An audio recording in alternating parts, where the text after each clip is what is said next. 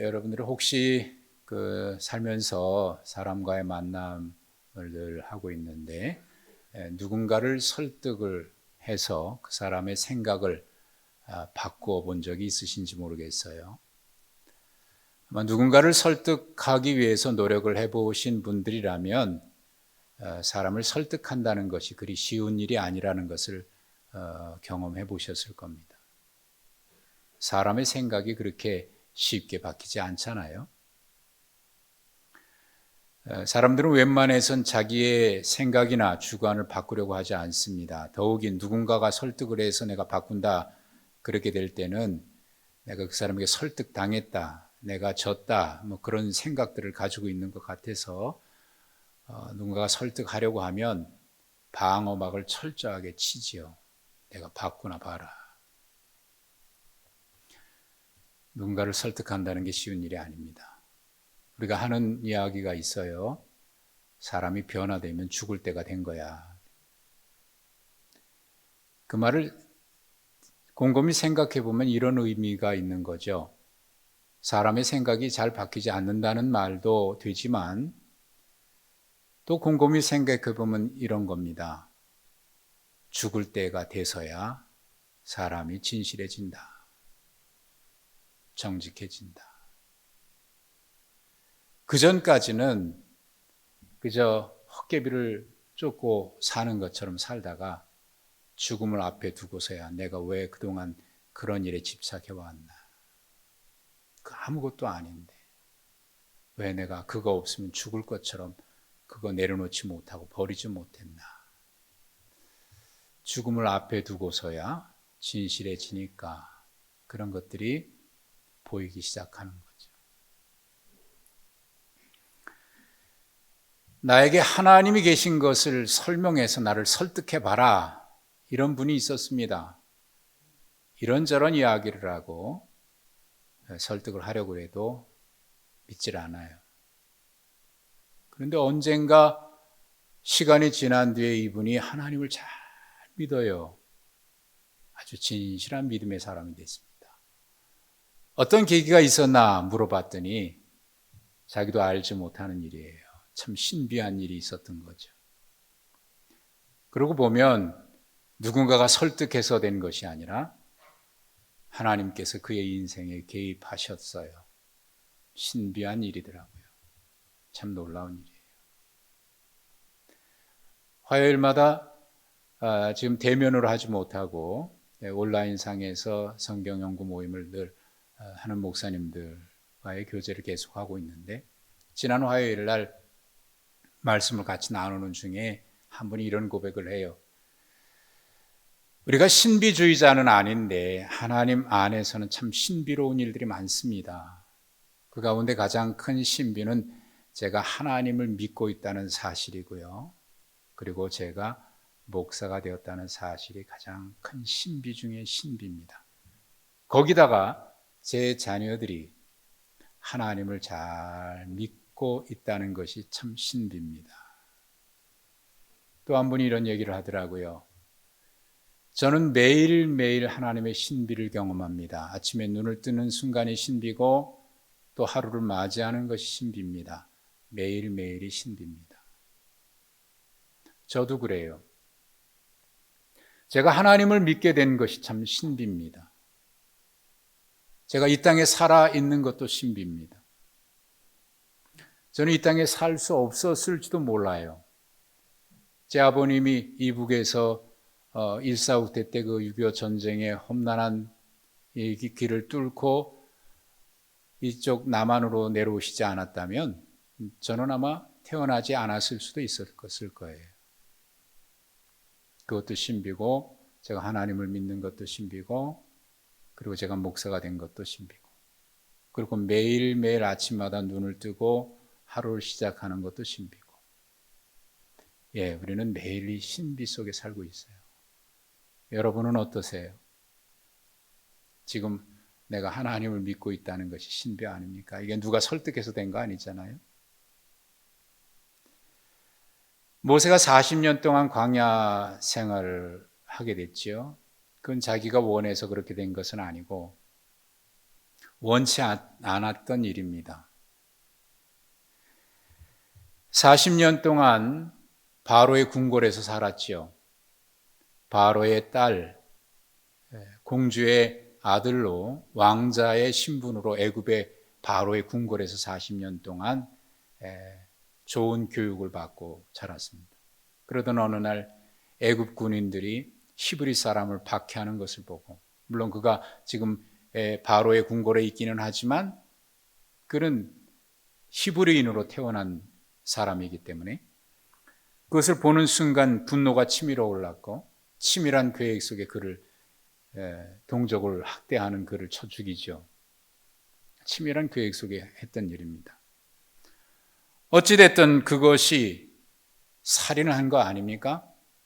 그래서 그 일로 인해서 광야로 도망쳐서 지금 40년 동안 이 광야에 묻혀 살았습니다. 잊혀진 존재로 살았습니다. 애굽의 왕자에서 사막의 도망자로 이곳에 와서 광야의 운둔자로 도피 생활을 하고 있습니다. 그렇게 과거를 잊고 이곳의 생활에 익숙해질 무렵, 그곳에 자녀도 낳고 결혼해서 자녀도 낳고 이제는 뭐 거기서 더 이상 바랄 것이 없이 그렇게 살고자 했을 겁니다. 그러는 어느 날 또 하나의 사건이 그의 인생을 바꿔놓습니다. 늘상 있었던 일이긴 하는데, 그날따라 광야의 서쪽으로 가다가 호렙산에 이르렀을 때 이상한 광경을 목격하게 됩니다.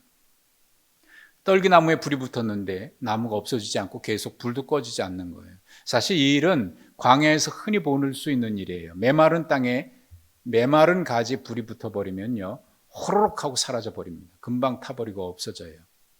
근데 불이 꺼지지 않는 거예요. 하나님께서 그를 그곳으로 부르시기 위한 그런 방법을 사용하신 거죠. 이게 무슨 일인가 가까이 가는 순간 그 불꽃 가운데 임재하신 하나님께서 모세의 이름을 부르십니다. 모세야, 모세야. 그 순간 이것이 하나님의 거룩한 임재라고 하는 것을 무슨 일인가 생각하기도 전에 그는 직감했고, 그 앞에 내가 여기 있나이다. 그리고 두려움에 사로잡힙니다. 사실 이것은 인간이 하나님의 임재를 경험할 때 갖게 되는 경험이에요. 하지만 하나님이 그에게 찾아온 것은 그로 하여금 이제 이곳에서 새로운 계획을, 그의 인생을 향한 새로운 계획을 알려주고 그로 새로운 삶을 살도록 하기 위한 하나님의 찾아오심입니다. 그래서 그에게 말씀을 하시는데, 그 내용은 3장 9절에 10절에 기록되어 있습니다. 우리가 지난 한 주간 새벽마다 말씀을 묵상하셨던 내용들이 이제 오늘 함께 보고 있는 거죠. 하나님께서 그에게 말씀하십니다. 이제 가라. 이스라엘 자손의 부르짖음이 내게 달하고 애굽 사람이 그들을 괴롭히는 학대도 내가 보았으니 이제 내가 너를 바로에게 보내어 너에게 내 백성 이스라엘 자손을 애굽에서 인도하여 내게 하리라. 하나님은 그에게 이 사명을 맡기셔요. 엄청난 일이죠. 거기서 도망 나왔는데 다시 가라는 거예요. 그리고 그 백성들을 구원해내라는 겁니다. 여기서부터 이제 하나님과 모세 사이의 밀당이 시작됩니다. 밀당이라는 말이 뭔지 아시죠? 밀고 당기는 거예요. 모세는 끊임없이 변명하고 있고 하나님은 인내하시면서 그를 설득해 가시는 밀당이 시작이 됩니다. 하나님의 부르심 앞에, 하나님께서 그에게 말씀하시는 계획 앞에 모세가 첫 번째 대답한 것은 3장 11절에 기록되어 있습니다. 내가 누구이기에 바로에게 가며 또 이스라엘 자손을 애굽에서 인도하여 낼 수 있겠습니까? 그렇게 대답합니다. 사실 이 하나님의 계획을 들었을 때 이런 대답을 하는 것은 당연한 걸 거예요. 누구든지 하나님의 계획을 들었을 때 예, 제가 여기 있습니다. 즉각적으로 응답하는 사람들은 거의 없습니다. 참 이상한 일은 우리는 모두가 다 하나님의 은혜를 경험하고 하나님께서 계획하신 일에 나를 사용해 주셨으면 좋겠다 그렇게 기도는 하지만 정작 하나님께서 은혜롭게 우리 가운데 임재하셨을 때에는 즉각적으로 거부하기 시작합니다. 하나님 그거 말고요. 혹시 내가 바라고 원하는 것이라면 예, 할렐루야 하고 응답하겠지만 그렇지 않을 때는 내가 살고 싶은 대로 살고 싶은 거예요. 그래서 누구나 다 거부하기 시작할 겁니다. 또 누구나 하나님 앞에 자격 있는 자라고 스스로 얘기할 수 있는 사람은 없을 겁니다. 그러니 모세가 하는 말은 어찌 보면 당연한 이야기입니다. 이상하지 않습니다. 그때 하나님께서 모세에게 말씀하십니다. 내가 반드시 너와 함께 할 거야. 그러자 모세가 이렇게 되묻습니다. 좋습니다. 하나님이 나와 함께 하신다면 그러면 제가 가서 하나님이 나를 보냈다라고 하는 것을 그들이 믿을 수 있도록 뭐라고 얘기해야 됩니까? 누가 보냈다고 얘기해야 됩니까? 그분의 이름이 무엇이냐고 물을 텐데 그러면 내가 무엇이라고 말해야 할까요? 이 또한 매우 중요한 이야기입니다. 나를 보내신 그분이 누군지, 그분이 나를 왜 보냈는지 이걸 알아야 뭐 사명이든지 뭐든지 할 거 아닙니까? 그러니까 이것은 매우 중요한 질문이죠. 우리의 인생에서 늘 그렇습니다. 내가 왜 이 세상에 태어났을까? 어쩌다가 우연하게 태어난 것일까? 아니면 나를 보내신 그분이 있는 것일까? 이거에 따라서 우리의 삶의 목적이 달라지는 거 아니겠어요? 그저 그냥 수많은 사람들이 왔다 가듯이 나도 그런 사람 중에 한 사람으로 이 땅에 있다가 살아가는 존재인가? 아니면 내가 이 땅에 태어난 것은 어떤 분명한 목적이 있고 하나님께서 나를 이 땅에 보내신 것일까? 이것은 분명하게 차이가 있습니다.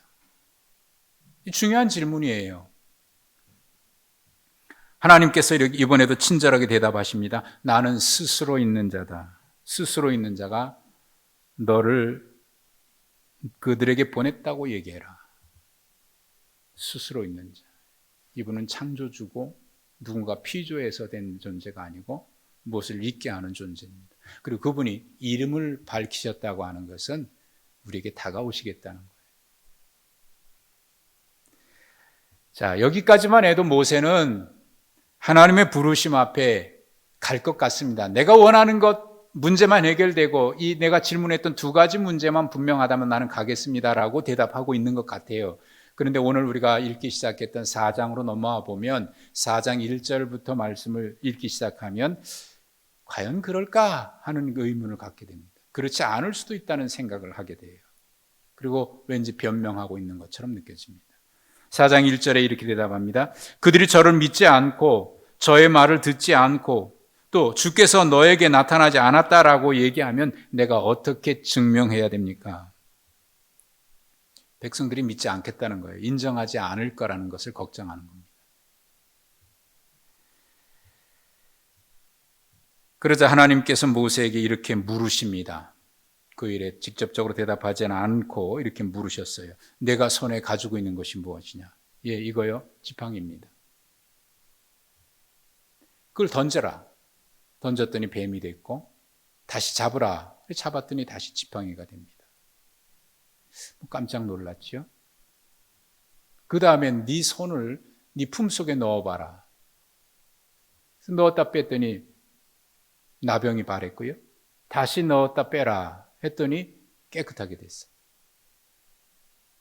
그리고 세 번째 말씀하십니다. 나일강에 물을 떠다가 땅에 부어라. 그러면 그거 피가 된다. 사실 이 세 가지 표적을 하나님이 보여주신 것은 그래도 그들이 믿지 않겠다고 하는, 그들이 모세가 걱정하는 거 아닙니까? 그들이 믿지 않으면 어떻게 하느냐. 그러면 내가 이것을 보여준 것은 5절에 말씀하고 있는 것처럼 그러면 그들이 믿을 것이다. 사실 근데 생각해 보면요. 모세가 걱정하듯이 그들이 안 믿으면 어쩔까? 그 걱정 아닌 것 같아요. 사실 우리는 뭔가 하려고 하면 누가 안 믿으면 어떻게 해요? 누가 그렇게 나오면 어떻게 해요? 누가 그렇게 질문하면 어떻게 해요? 미리 염려하고 그들이 안 하면 어떻게 해요? 이걸 걱정하지만 사실은 그것이 남들 핑계 자꾸 대는데요. 주변 얘기하는데요. 어찌 보면 자기의 문제일 수 있습니다. 믿지 않으면 어떻게 하겠냐고 하는 이야기지만 사실 백성들의 문제가 아니라 모세 자신의 문제일 수 있어요. 자신이 없는 거고 확신이 없는 겁니다. 그런데 말은 다른 사람이 믿지 않으면 어떡하겠냐는 거예요. 그거는 사실 우리가 알 수 없는 문제 아닙니까? 그보다 더 중요한 문제는 내가 확신이 있느냐 하는 거잖아요.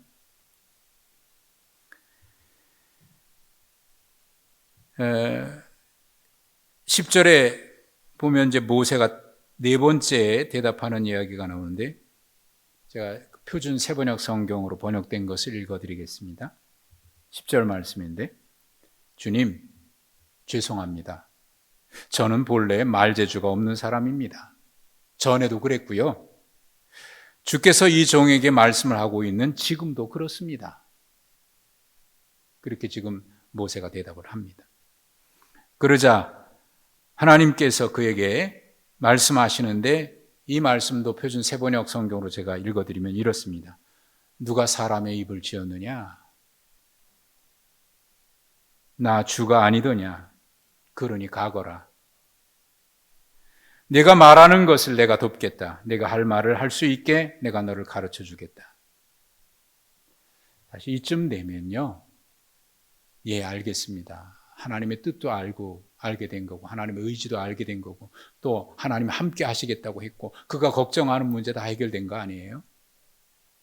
그러면 더 이상 할 말은 없는 겁니다. 예, 주님 알겠습니다. 이제 제가 가겠습니다. 뭐 혹 정 모르겠다면 약속하신 거 꼭 지켜주세요. 이렇게 얘기할 수도 있겠죠. 그런데 13절에 보면은 모세가 한마디 더 하죠. 이 말씀도 제가 세번역 성경으로 읽어보겠습니다. 모세가 머뭇거리며 주님 죄송합니다. 제발 보낼 만한 사람 보내시기 바랍니다. 그때 하나님께서 노하셨다고 기록되어 있습니다. 14절에 여호와께서 모세를 향하여 노하여 이르시되 그러면서 말 잘하는 형 아론을 내가 보내겠다. 그가 너를 대신해서 말을 할 것이다. 모세와 하나님 사이에 밀고 당기는 설득하는 하나님, 끊임없이 변명하는 모세. 5번이나 이렇게 주고받는 대화로 기록되어 있습니다. 사실 이쯤 되면요, 이런 생각이 들어요. 이건 모세가 자꾸 이런저런 변명하지만 생각해보면 이건 변명이고 구실에 불과하고요. 속내는 가기 싫다는 거 아닙니까? 안 하겠다는 거 아닙니까? 근데 말이 많아요, 이렇게 저렇게. 이게 모세가 그런 게 아니라 사실 우리가 그래요. 설득해서 나를 변화시켜봐라 그 얘기할 때는요, 안 하겠다. 네가 설득되나 봐라. 이런 버팅기는 거고요. 그 다음에 핑계는 이런저런 얘기하지만 사실 내가 하기 싫은 거 아닙니까? 그래서 자꾸 말이 많아요. 변명도 많고. 사실 사람들의 속을 알기 어려운 경우가 많아요. 몇 년 동안 만나봐도 저 사람 생각이 지금 무슨 생각을 하는지 속내를 알 수 없는 사람이 많아요. 10년, 20년 만났는데도요, 속을 내놓지 않는 사람이 있어요. 저 사람, 속이 어떤 사람인지. 어떤 사람은요, 그냥 뭐 한두 번 만났는데도요, 투명해 보여요. 야, 이 사람은 진실해 보이는구나. 뭐, 물론 그러다가 속는 경우도 있기는 하겠습니다만은, 그러나 대부분 맞아요. 깨끗해요. 뭔가 뒤에 감추는 게 없어요. 자꾸 이렇게 저렇게 말이 많아요. 뭐 어쩌면요, 모세는 하나님이 하시는 일에 대한 불만이 많을 수도 있습니다. 아니, 왜 이제서 그러십니까? 제가 젊고 한참 하고 막 의욕이 있을 때, 뜨거운 열정이 있을 때, 그래서 내가 뭔가 하고 싶어서 시도했을 때, 그때는 왜 안 하시고 왜 이제 와서 그러십니까? 하나님의 방법에 대한 불만이 있을 수 있어요. 뭐 사실 이거는 누구나 다 그렇지 않습니까? 하나님의 생각과 우리의 생각이 얼마나 다르십니까? 내 생각대로 되면 얼마나 좋겠어요. 뭐 하기야 내 생각대로 된다고 다 축복은 아니긴 하지만 말입니다. 또 하나는 과거의 그 실패의 아픔 때문일 수도 있습니다. 지난날의 아픔, 과거의 실패 다 잊고 지금 이제 편안하게, 이제는 뭔가 좀 평안하고 여기 정착도 했고요. 이대로 살면 뭐 큰 욕심 안 부리고 살아도 뭐 큰 지장 없을 것 같은데 왜 이제 와서 또 다시 나로 하여금 새로운 일을 하라고 하시는지, 그 과거의 아픔과 상처가 다시 쓴물처럼 올라올 수도 있었을 겁니다. 그런데 여기에 궁금한 것이 있습니다. 왜 하나님은 그렇게 끝까지 노를 바라시면서까지 모세에 어떻게 보면 집착하는 것 같기도 하고요. 그걸 끝까지 설득하려고 하시는 걸까요? 모세가 말하는 것처럼 정말 모세 말고는 다른 사람 보낼 사람이 없어서 하나님이 모세에게 그렇게 집착하고 있는 것일까요? 모세는 사실 뭐가 없고 뭐가 부족하고 뭐 능력이 없고 계속해서 끊임없이 변명으로 일관했습니다. 그러나 사실 그가 변명하고 있지만 이런 이야기를 하면서 그는 과거의 실패, 아픔을 애써 외면하고 있는 것 같아요. 외면하기 위해서 또 잊기 위해서 이런저런 변명을 늘어놓고 그 문제에 대면하지 않으려고 해요. 그런데 그러면 그럴수록 이상하지요. 용수철은 누르면 누를수록 튀어오르는 것처럼 말이죠. 우리가 외면하고 잊으려 하고 그러면 그럴수록 이것이 갑자기 용수철 튀어오르듯이 순간적으로 속에서 확 올라올 때가 있어요. 나는 잊었는 줄 알았는데, 나는 그것에 해결됐는 줄 알았는데, 아무 일도 아닌데 상대방은 그 사람에 대해서 어떤 문제가 있었는지 알지 못하는데 그냥 한마디 했을 뿐인데 그것이 나의 상처와 지난날의 실패와 아픔과 이렇게 오버랩되는 순간 자기도 모르는 분노가 치밀어 오르고 용수철 튀어오르듯이 말이죠.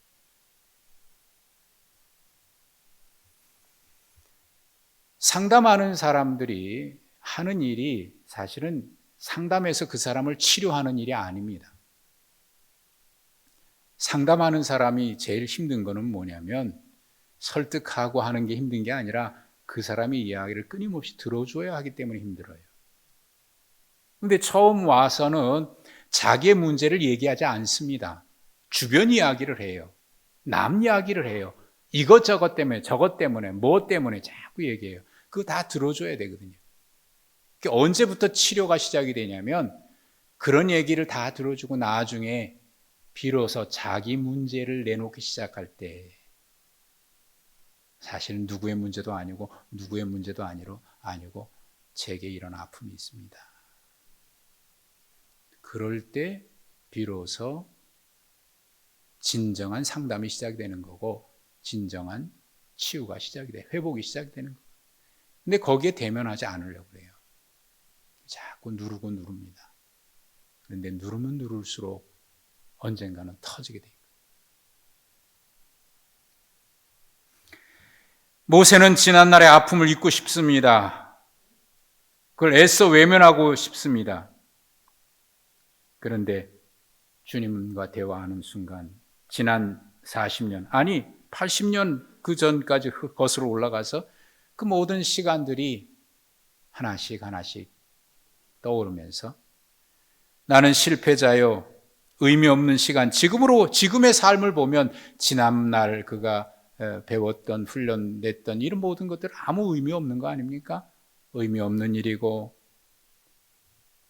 헛된 시간 보낸 것 같은데, 버려진 시간 같은데 그저 지나간 과거일 뿐인데 말이죠. 그러나 하나님을 만난 순간, 여러분 이게 놀라운 신비입니다.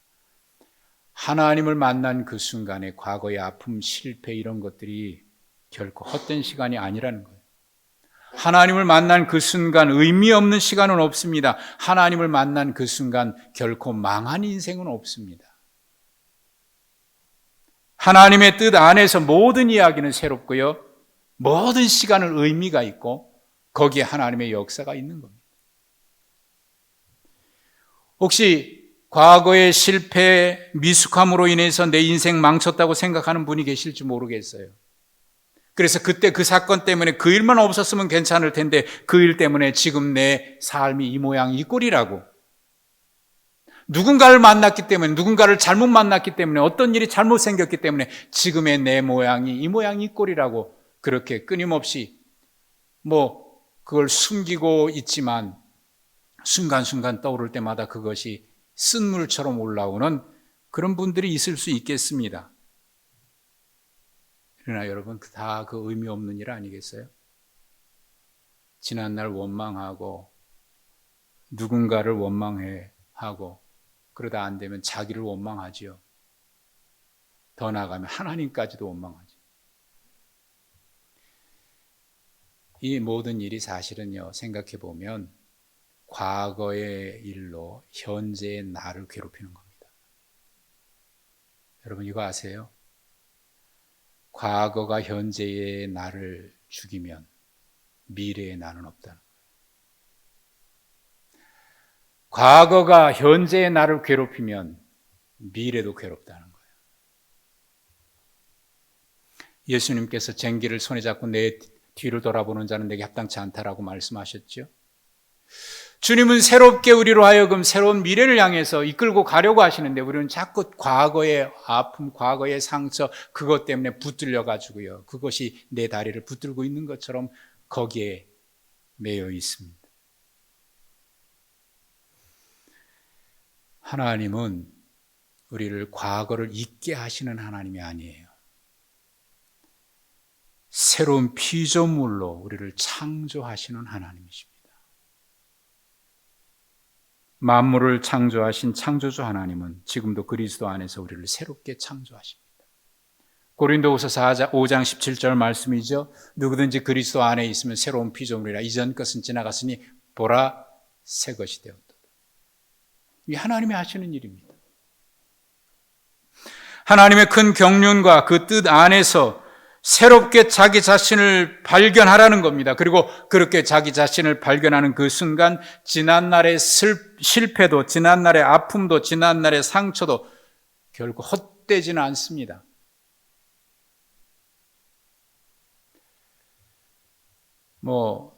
사람들이 그런 얘기할 때가 있어요. 지금 힘들고 어렵지만 그 다 약이 될 거야. 약이 될 거야. 그 얘기 들으면요. 그때는 그 받아들이기가 쉽지 않아요. 약이 되냐? 그러면 너나 먹어라 그러지. 막 속에서 올라온다고요. 그런데 진짜 하나님의 은혜 안에 들어와서 그걸 보니까 정말 그 사건은 필요한 사건이었고 그것 때문에 지금의 내가 있는 거예요. 버릴 것이 없습니다. 그게 하나님의 은혜의 역사입니다. 노하시면서까지 모세를 보내려고 하시는 하나님, 정말 모세 말대로 모세밖에는 갈 사람이 없기 때문입니까? 그런 거 아니죠? 하나님은 모세를 향한 계획을 가지고 계시죠. 우리를 향한 계획도 가지고 계십니다. 과거에 감옥에 스스로 갇혀있던 모세, 그를 끌어내시기 위한, 스스로 자기의 감옥에 갇혀있던 우리를 끌어내시기 위한 하나님의 끈질긴 사랑이고 포기하지 않는 하나님의 사랑입니다. 그분은 과거의 실패, 아픔에 붙잡힌 모세에게 새로운 미래를 약속하셨습니다. 거기서 내가 너에게 약속한 미래로 나오라. 하나님이 모세에게 약속하신 첫 번째는 이겁니다. 내가 너와 함께 하겠다. 모세는 이것도 없고 저것도 없고 능력도 부족하고 그랬지만 하나님은 내가 너에게 능력 주겠다고 얘기하지 않으셨어요. 내가 너와 함께 하겠다라고 말씀하셨어요. 자, 여러분 하나님이 여러분에게 능력 주신다 하는 말씀과 내가 너와 함께 하겠다 하는 약속을 주신다면 여러분 두 가지 중에 어떤 거 받으시겠어요? 언젠가 저와 제 아내가 그런 얘기를 주고받고 또 그런 기도도 했는데 하나님 이런저런 얘기 기도하니까 하나님 그래 그러면 네가 해결해 줄래 할래 아니면 내가 해결해 줄까? 하나님이 해주세요. 하나님이 해주세요. 우리는 능력을 구하고 뭔가를 구하지만 하나님은 아닙니다. 내가 너와 함께 하겠다. 내가 너와 함께 하겠다. 아론을 보내겠다고 하실 때도 사실 아론을 보내는데 그게 중요한 게 아닙니다. 하나님이 뭐라고 말씀하셨어요? 내가 너의 입과 그의 입에 함께 있어서 너희들이 행할 일을 가르쳐 주리라. 아론이 대신 말하는 게 아니고 하나님께서 너와 그의 입에 함께 있어서 내가 할 일을 가르쳐 주겠다. 예수님께서 말씀하셨습니다. 주님, 내가 어디 공회에 끌려가고 무슨 말을 해야 될까요? 염려하지 마. 내가 그때 할 말을 성령께서 가르쳐 주실 거야. 여러분, 능력의 문제가 아닌 거예요. 하나님이 함께 계시느냐, 그게 중요한 거죠. 두 번째 약속하신 것이 있습니다. 내가 한다, 내가 한다. 하나님이 하신다는 거예요. 3장 7절 8절에 호렙산 떨기나무에서 하나님이 모세를 만나 주셨을 때 그에게 하신 말씀이죠. 여호와께서 이르시되 내가 애굽에 있는 내 백성의 고통을 분명히 보고 그들이 그들의 감독자로 말미암아 부르짖음을 듣고 그 근심을 알고 내가 내려가서 그들을 애굽의 손에서 건져내고 그들을 그 땅에서 인도하여 데려가려 하노라. 자, 여기 계속 동사가 나오는데요. 그 동사의 주어가 누구로 되어 있습니까? 내가 하겠다. 하나님이 하겠다. 내가 하는 게 아닙니다. 내가 하는 것이 아니고 모세가 하는 것이 아니고 하나님이 모세를 통해서 일하시겠다는 겁니다. 분명히 기억하십시오. 나는 하나님의 능력 안에 고용된 자이지 내가 하나님이 아닙니다. 내가 하나님의 능력을 힘입어서 나의 일을 하는 것이 아니고 하나님께서 당신의 능력으로 나를 붙드시고 나를 고용해서 하나님이 하시는 그 일을 할 수 있도록 하신다는 겁니다. 나를 통해서. 세 번째 약속입니다. 우리는 없는 것을 보지만 하나님은 있는 것을 사용하셨어요. 네가 손에 가지고 있는 게 뭐냐? 지팡이요. 우리는 무엇이 있었으면 좋겠다, 어쩌었으면 좋겠다, 좀 더 좋아졌으면, 시간이 있었으면, 말을 더 잘했으면, 뭐가 더 있었으면. 그러나 하나님은 그 없는 것을 요구하시지 않으셔요. 하나님이 있는 것을 요구하셔요. 이미 있어요. 가지고 있어요. 이미 주셨어요. 그 달란트 비유에서 제가 늘 말씀드립니다만 한 달란트 받은 사람은 자기가 가지고 있는 것이 없다고 생각했어요. 이거 내 거 아니야. 어차피 내 거 아니야. 근데 하나님은 그에게 주셨거든요. 그래서 그가 거부하고 없다고 얘기하니까 마지막 뭐라고 말씀하십니까?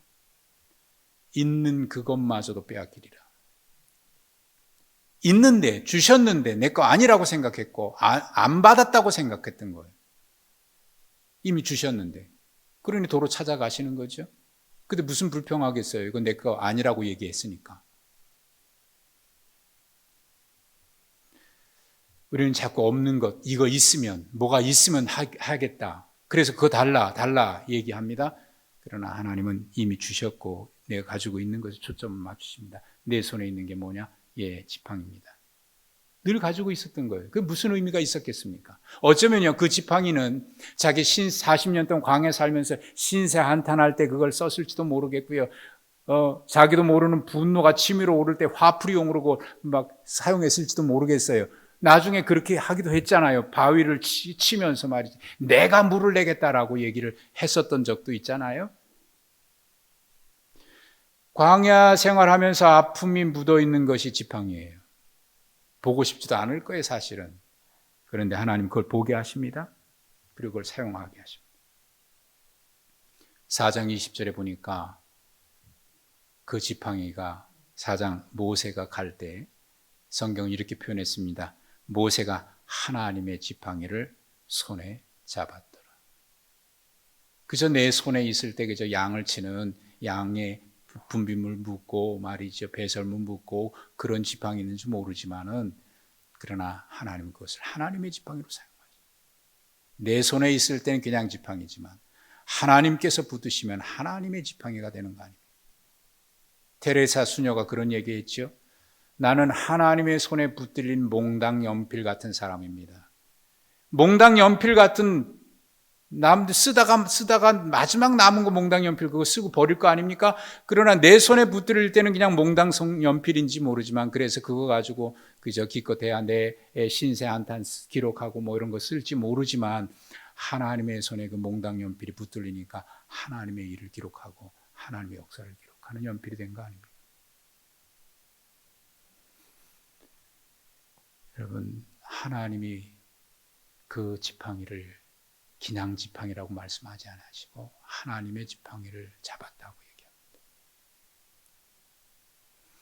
하나님이 하시는 말씀은 이겁니다. 나의 능력도 아닙니다. 나의 경력도 아니고 나의 과거도 아닙니다. 내가 무엇을 가지고 있느냐 없느냐의 문제도 아닙니다. 하나님이 함께 하신다는 사실입니다. 하나님이 나와 함께 하신다. 여러분, 그 자체보다 놀라운 기적이 있습니까?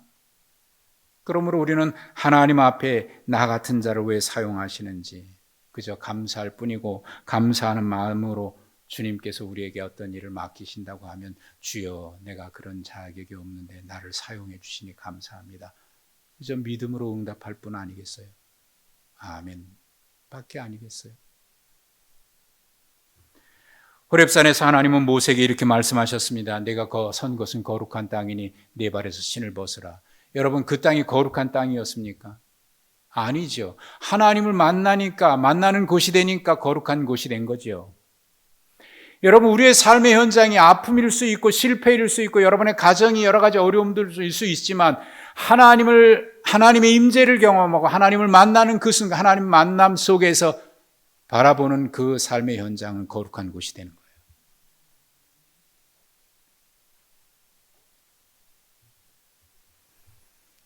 그러므로 우리는 하나님을 만나는 그 거룩한 경험을 하는 순간 우리의 신을 벗어야 합니다.